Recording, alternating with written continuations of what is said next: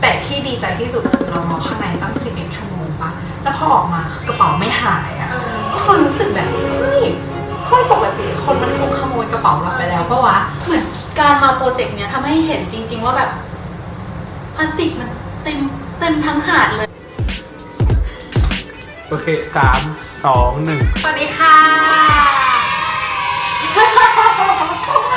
วันนี้นะคะเรามีแขกรับเชิญก็คือไมค์ค่ะแนะนำตัวชื่อไมค์ค่ะนั่นแหละเรารู้จักกันได้ไงเราแบบ เพื่อนตั้งแต่เด็กแล้วเราเป็นเพื่อนกันตั้งแต่เด็กๆนะคะแล้วก็เราสองคนไปโปรเจกต์ไอเซกที่ไซปรัสด้วยกันค่ะอธิบายโปรเจกต์ก่อนว่าแบบมันทำอะไรยังไงเลยก็คือไปช่วยเต่าก็คือจะเดินตามชายหาดไปหารังเต่าถ้าหาเจอก็เอากรงไปคุมไว้แล้วก็จดว่ามันอยู่ตรงไหนบ้างเพราะว่าเกาะไซปรัสมันจะเป็นแหล่งในการวางไข่ของเต่าทะเลน้องเต่าอ่ะคือแบบถ้าสมมติว่าเราไม่ไปช่วยอ่ะมันจะโดนกินแบบโดนหมาป่าโดนหมาในชายหาดอะไรเงี้ยมาขุดกินไปเลยโปรเจกต์เราก็คือไปทำพร้อมกับอาจารย์ในมหาลัยชื่ออะไรมู Eastern Mediterranean University แล้วก็จะมีโฮสต์เป็นคนในมหาลัยนั้นเวลาไปทำโปรเจกต์อย่างนี้ใช่ไหมเราก็ต้องไปตามทะเลแบบไปตามแนวคือไม่ได้อยู่แค่ในฟาร์มาคูสตาแต่ว่าขึ้นไปอีกแบบ20 กิโลอะไรประมาณนี้เหมือนเลยจากเมืองขึ้นไปซึ่งวิธีเดินทางก็คือเขาจะนัดกันที่มหาลัยเราก็คือต้องไปเจอเขาที่มหาลัยตอน4 โมงอย่างนี้แล้วพออาจารย์มาเราก็ขึ้นรถกระบะอาจารย์ไปพอไปถึงก็จะแต่ละคนก็จะแบกกรงแบกเดินตามทะเลไปแล้วก็ดูว่าแบบมีรอยเต่าขึ้นมาไหมถ้ามันขึ้นมามันอยู่ตรงไหนอะไรเงี้ยก็คือลองเอาไม้จิ้มดูว่าแบบคือถ้ามันเป็นรังอ่ะมันจะแบบจิ้มเข้าไปแล้วมันจะฟูบลงไปอ่ะพอมันลงไปปุ๊บเราก็จะต้องเปลี่ยนเป็นเอามือมาขุดให้เจอว่ามันแบบเป็นรังจริงๆสมมติว่าพอเจอไข่เต่าแล้วเราก็จะแบบโอเคเจอแล้วนะแล้วเราก็จะเอาทรายเปียกมากบแล้วก็ค่อยกบด้วยทรายแห้งกับแล้วก็เอาแบบไอ้กรงเหล็กอ่ะมาทับไว้แล้วก็เอาทรายกบให้มันเนียนๆเหมือนไม่มีอะไรเกิดขึ้นเหมือนหน้าที่ของเราก็คือจะช่วยมาแบบป้องกันไม่ให้รังเต่าถูกทำลายจากนั้นกลุ่มที่2ที่เราบอกว่าเป็นเพื่อนยุโรปมาเยอะอันนี้จะมาช่วงเดือน7เขาจะมาแบบเริ่มมาดูเต่าที่ฟักตัวออกมาแล้วคือวิธีการของเขาก็คือว่าเขาจะตามไปดูตามแบบรังที่เราจดเอาไว้ว่าแต่ละรังคือแบบถึงวันที่ครบกำหนดหรือยังเพราะว่าเวลาเราจดประมาณว่าเฮ้ยอันนี้น่าจะมาวางกี่วันแล้วอะไรเงี้ยเขาก็จะบวกวันเข้าไปแล้วเขาก็จะมาตามดูว่าโอเคฟักไข่ฟักออกหมดหรือยังแล้วถ้ายังไม่หมดมันจะมีแบบบางตัวแบบไม่แข็งแรงอะไรเงี้ยฟักช้าเขาค่อยเก็บพวกนั้นอะไปแบบวางให้อีกทีเหมือนแบบไปช่วยมันฟักอีกทีอะไรประมาณนี้ซึ่งโปรเจกต์พวกนั้นต้องตื่นเช้ามากเพราะว่าเต่าฟักไข่ออกตอนแบบเช้าตรู่แต่โปรเจกต์พวกเราก็คือแบบเป็นตอนเย็นหลังจากที่อาจารย์สอนเสร็จประมาณนี้ค่ะเหมือนการมาโปรเจกต์เนี้ยทำให้เห็นจริงๆว่าแบบพลาสติกมันเต็มทั้งหาดเลยแบบว่าทรายแต่ละเม็ดอะเล็กๆมันคือพลาสติกอะมันคือไมโครพลาสติกไปแล้วแบบว่ามันสกปรกจนเก็บไม่ได้ด้วยซ้ำมาแบบมันทำอะไรไม่ได้หรอกมันเหมือนแบบมันจะเข้าไปอยู่ทุกส่วนของเต่าแล้วอะจริงๆมันจะต้องไปอยู่ในร่างกายเต่าแล้วจริงๆซึ่งเราเชื่อว่าปลาก็ต้องกินเข้าไปแบบเวลาเรากินปลาหรือว่าเต่ากินปลาอย่างเงี้ยมันก็จะไมโครพลาสติกมันจะไปอยู่ในส่วนนั้นแล้วก็อีกอย่างหนึ่งที่เราเจอก็คือแบบเจอน้องเต่าตายกลางชายหาดอย่างเงี้ยแบบเป็นเรื่องปกติมากถ้าเจอเต่าตายแต่เขาก็จะจดไปนะแล้วเขาก็จะเอาไปทำในแลบว่าตายเพราะอะไรซึ่งเขาบอกว่าส่วนมากเต่าตายเพราะว่าจมน้ำเนื่องจากติดแหติดอวนของชาวประมงอะไรกับเต่ามันจมน้ำแล้วก็ค่อยเกิดตื้นมาประมาณนี้ถ้างั้นเรามาต่อว่าเหตุผลที่แบบทำไมเราถึงเลือกไปโปรเจกต์นี้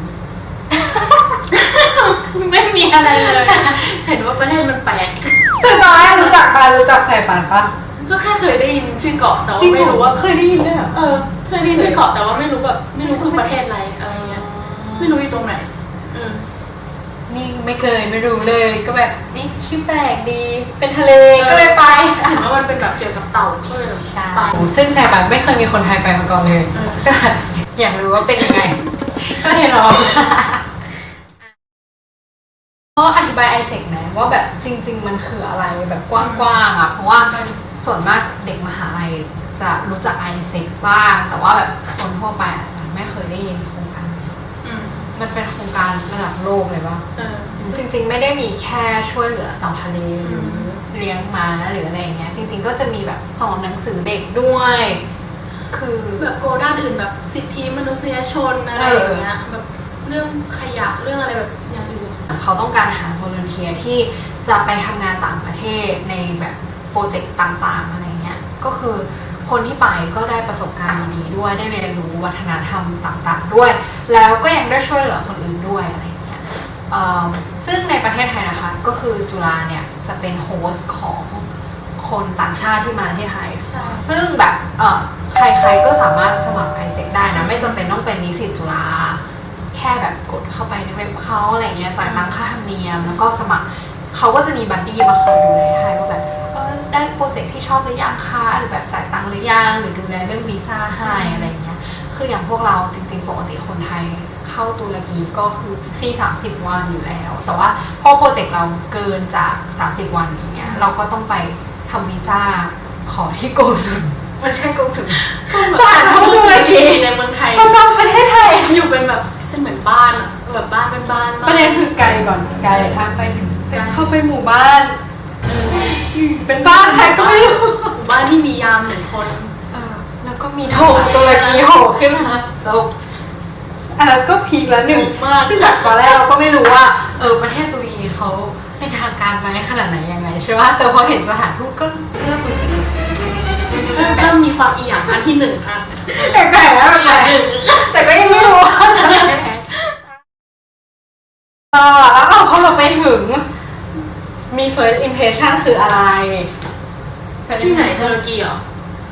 ใส่ฟ้าไปก็แบบแรงคุยแบบตึ้งแปลกๆอะไรแปลก รู้สึกมันแห้งๆอ่ะ ๆอ๋อ มันชอบมีแบบไอ้ฟางไม่ใช่ฟางคืออะไรนะที่มันแบบเป็นฟางป่ะ น่าจะฟาง ที่มันแบบม้วนใหญ่ๆกลมๆที่เขาแบบวางอยู่ในไร่เต็มไปหมดเลยอะ ชอบอะไร ชอบ คิดว่ามันน่ารักเป็นก้อน first impression มันไม่ได้เป็นต้องดีหรือไม่ดีหรือมั้งอ๋อมันมีอันนึงที่รู้สึกดีมากก็คือตอนที่แบบเราลงจากเครื่องบินไว้อันนี้คือก่อนที่จะถึงไซปัสที่เราไปถึงอิสตันบูลใช่ไหมแล้วพอเราลงเครื่องบินเสร็จไปถึงก็คือเรายังเข้าประเทศไม่ได้ที่มันพีคๆอะค่ะแต่ first impression ที่ชอบที่สุดก็คือว่าพอเรารอในสนามบินอะข้างในตั้งนานคือออกไปเอากระเป๋าก็ไม่ได้อะไรเงี้ยเราแบบพยายามเดินหาคนช่วยอะมันก็มีคนพอช่วยเรานะแต่ที่ดีใจที่สุดคือเรารอข้างในตั้ง11 ชั่วโมงปะแล้วพอออกมาคือกระเป๋าไม่หายอะก็คนรู้สึกแบบเฮ้ยปกติคนมันคงขโมยกระเป๋าเราไปแล้วปะวะแต่กระเป๋าไม่หายแล้วไปอยู่ใน lost and found อะไรเงี้ยคือเพราะตอนแรกเราก็แบบกังวลมากเราบอกเจ้าหน้าที่ว่าช่วยติดต่อให้หน่อยได้ไหมว่าช่วยเก็บกระเป๋าเราเอาไว้ก่อนได้ไหมเขาบอกว่าไม่ได้ติดต่อไม่ได้ก็คือกระเป๋าอยู่น่าจะอยู่ใน lost and found แหละเราก็คิดว่าแบบบ้าเราใครมันจะเก็บให้เราวะอะไรเงี้ยพอออกไปคือแบบ11 ชั่วโมงที่นอนโง่ๆอยู่ไม่มีเน็ตไม่มีไฟฟ้าไม่มีอะไรเลยชาร์จแบตก็ไม่ได้ขนมก็ไม่มีว่ามีแต่ตู้เอาที่ไม่แห้ง นี่ชิ้นสุด ก็ ท้าย คือตอนแรกคิดว่าแบบเดี๋ยวลงไปแล้วก็เลยเอาบราวนี่ได้ที่ได้จากเครื่องบินโยนทิ้งป้าพอออกไปถึงดูออกไม่ได้นั้นต้องรอถึงเที่ยงคืนแล้วตอนนั้นมันกี่โมง11 โมงก็คือดีใจที่เหมือนกระเป๋าไม่หายชอบจบ ไหนลองเล่าให้หน่อยว่า1 วันที่มีโปรเจกต์ทำอะไรบ้าง โอเค1 วันที่เราตื่นมา ชิวชิวมาก เพื่อที่จะรอเวลา4 โมง ใช่คือจริงๆเขาก็ไม่ได้บอกด้วยซ้ำว่าวันนี้จะมีโปรเจกต์หรือเปล่าจะใกล้ๆเวลามากๆแบบ3:30ค่อยบอกหรือไม่ก็3 โมงอะไรเงี้ยเขาถึงจะบอกว่าวันนี้มีโปรเจกต์นะให้ไปอะไรเงี้ย แล้วพอไป5 โมงคือเราจะต้องแบบ5 โมงต้องไปถึงมหาลัยซึ่งตัวบ้านก็จะอยู่ไกลจากมหาลัยนิดนึงบ้านแรกเราก็จะต้องแบบโอเคแพลนเวลาเรียบร้อยว่า4 โมงเราจะมาขึ้นรถบัสของมหาลัยนะเพื่อนั่งไปแล้ว4 โมงครึ่งก็ถึงมหาลัยอะไรประมาณนี้แพลนรถ วัดอะไรเงี้ยก็ค่อนข้างชัดเจนแล้วพอหลังๆที่เราไปอยู่ในดอมเราแค่เดินไป ก็ใช้เวลาเดินแบบ20 นาทีอะไรเงี้ยถึงประมาณนี้ แล้วเพื่อนๆในโปรเจกต์เป็นยังไงบ้าง เนื่องจากว่าโปรเจกต์นี้เป็น international project นะคะเพื่อนเราที่เจอก็เป็นแบบเพื่อนที่มาจากประเทศที่หลากหลายมากก็มีเพื่อนกลุ่มแรกอะจะเป็นคนเยอกับคนรัสเซียแค่2 คนรวมเรา4ใช่ก็คือโปรเจกต์แรกมีกัน4 คนแล้วพอท้ายๆโปรเจกต์เราก็จะมีเพื่อนกลุ่มใหม่เริ่มเข้ามาแล้วก็จะเป็นแบบยุโรปส่วนใหญ่เป็นยุโรปแล้วก็มีฮ่องกงบ้างฮ่องกง2 คนที่เหลือยุโรปหมดเลยยุโรปเยอะมากคนจีน1 คนไงแค่นั้นแหละเอเชียจบแล้วข้อดีข้อเสียของการแบบว่าที่โปรเจกต์มีคนน้อยๆกับคนเยอะๆเป็นยังไงรู้สึกว่าแบบ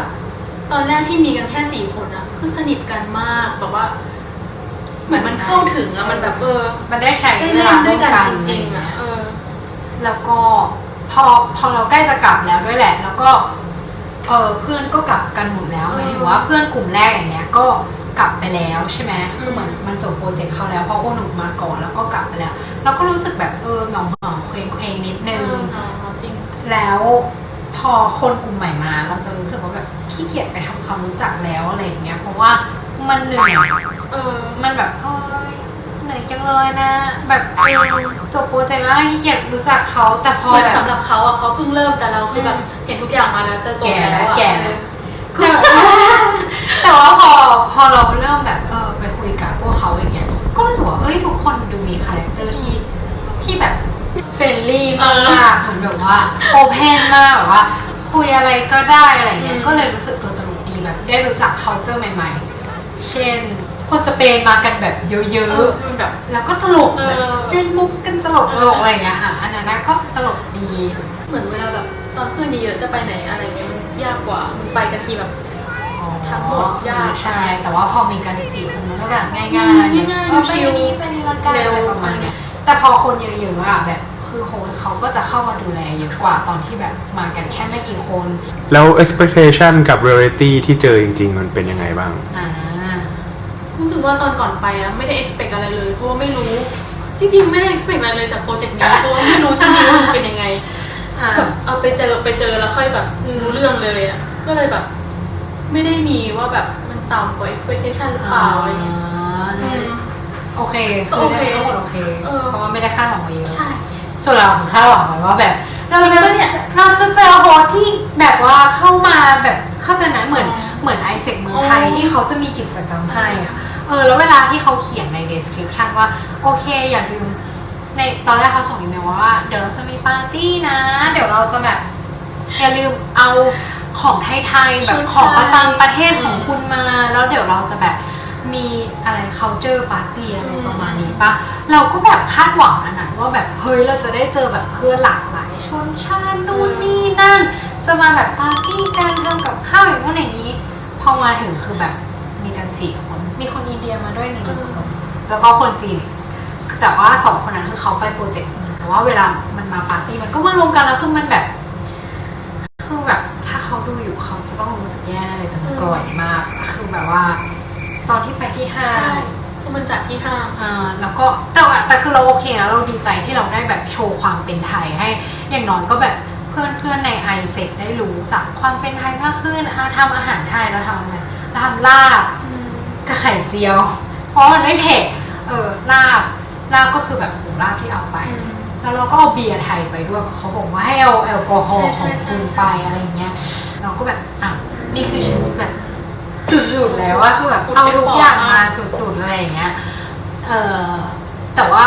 เราว่าแบบเหมือนเขารีบๆจัดให้เราว่าแล้วมันก็คงเป็นครั้งแรกสำหรับพวกเขาด้วยอะไรเงี้ยมันก็เลยแบบว่าอาจจะยัง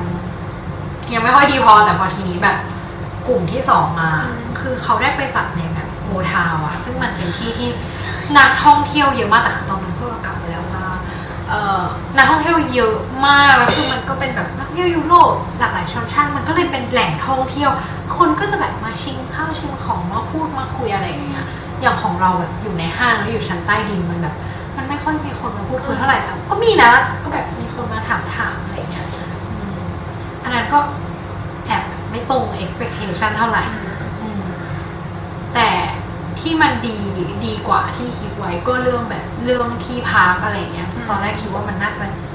ไม่ได้ดีขนาดนี้แต่ว่าพอได้อยู่กับโฮสก็แบบดีไม่ได้แย่ประมาณนี้ค่ะ แล้วในโปรเจกต์เนี่ยมีสิ่งที่ชอบกับสิ่งที่ไม่ชอบอะไรที่สุดอยู่บ้าง ไม่ก่อนเลย ในโปรเจกต์ก็คือชอบที่เหมือนเราได้แบบ take action จริงๆอ่ะเหมือนรู้สึกว่าเราเป็น ทำไมเป็นคน เราเป็น ดีจัง จริงๆจริงๆรู้สึกว่าเราแบบมีค่าในการไปช่วยเต่าเราคือแบบหนึ่งในนั้นจริงๆอะแล้วก็รู้สึกว่าเหมือนมันได้ awareness เรื่องนี้จริงๆแต่ถ้าแบบในมุมเพื่อนอะไรเงี้ยก็คือชอบที่มันมีแค่4 คนอะจริงๆรู้สึกว่าแฮปปี้กับเพื่อนมาก แต่คนที่นั่นก็คือไนส์มากตรงที่ว่าเฮ้ยเขาแบบให้ความร่วมมือกับธรรม ใช่แบบ ชาติ คนโลคอลอ่ะเขาดูแบบสนใจอ่ะเขาดูแบบ take action อ่ะจ ใช่ ริง มีตอนนึงที่พวกเราไปเดินดูใช่ไหมแล้วเขาก็เหมือนเข้ามาถามว่าเรามาทำอะไรแล้วบอกเรามาช่วยดูแลน้ำเต่าเขาไปซื้อน้ำมาแจกด้วยแต่ตอนนั้นไม่ได้อยู่กับเราเราเดินไปกินไม่ซื้อน้ำมาแจกพวกเราเหมือนแบบประมาณว่าขอบคุณที่พวกเรามาช่วยเราไม่ชอบ ไม่ชอบเลยเหรอ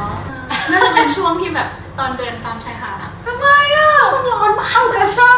มันร้อนมากมันร้อนแบบแล้วมันร้อนแบบแห้งๆแล้วแบบลมพัดแห้งๆคือหน้าแบบดำแบบดำ ทำไมทำไมเหงื่อออกแล้วสิว จริงๆคือแบบหน้าแบบเป็นคนแพ้ง่ายอยู่แล้วมันแบบยิ่งแบบบึ้งนั่นแหละคือที่ไม่ชอบ สิ่งที่เราชอบที่สุดคือได้การได้ไปเดินที่ชายหาดด้วย ก็ไม่แพ้ไง แปลกมากเราชอบเพราะว่าแบบเฮ้ยแบบแต่ละหาดมันสวยในแบบของมันอะไรเงี้ย ใช่แต่มันสวยจริง แล้วคือพอมองไปมันแบบมันไม่สิ้นสุดมันเป็นน้ำทะเลแล้วก็เห็นพระอาทิตย์ตกพอดีเพราะมันเป็นตอนเย็นมันสวยมากแล้วก็ตอนนั่งรถไปมันแบบวิวมันสวยดีอะไรอย่างเงี้ยคือมันสวยจนนึกว่าเป็นฉากแต่สงสัยเป็นฉากที่ไอเซกออกมาปาตั้งเลย คือมันชอบมีเรือแบบมันเป็นเรือขนส่ง ข้างในทะเลที่เราจะมองเห็นตลอดเนี่ยก็เลยแบบเขาขนเต่าแล้วมาปล่อยให้เรา ให้เกิดเป็นโครงการนี้หรือเปล่า แต่สิ่งที่ไม่ชอบที่สุดคือแบบความไม่แน่นอนของแต่ละวันแล้วเรารู้สึกว่าเราอยากให้แบบโอเควันนี้มีอะไรทำแล้วเราจะได้เตรียมตัวไปเลยแต่ไม่ใช่ว่าแบบอยู่ๆประมาณ3 โมงเขาบอกวันนี้ไม่มีนะแล้วเราก็แบบถ้ารู้อย่างนี้ตั้งแต่เช้าเราจะได้ไปทำอย่างอื่นที่มันแบบไปถึงตอนเย็นเลยอะไรเงี้ยซึ่งอันนี้เป็นอะไรที่มันก็เป็นเรื่องที่เราต้องมาปรับตัวทีหลังว่าคนเขามีชีวิตประมาณนี้วัฒนธรรมเขาเป็นประมาณนี้เพราะฉะนั้นเราต้องเข้าใจเขาอะไรประมาณนี้ โอเค ไม่ได้แย่มากค่ะ เย้ เซสชั่นไอเซกสามารถดูที่เที่ยวทั้งหมดได้ในคลิปที่แล้วนะคะไทยอินคลิป ตรงนี้ก็ไม่รู้ ถามว่าอะไร อ๋อแล้วเพื่อนในเมื่อไหร่แล้วเพื่อนในมือ พอมันตั้งใจมันไม่ได้อะ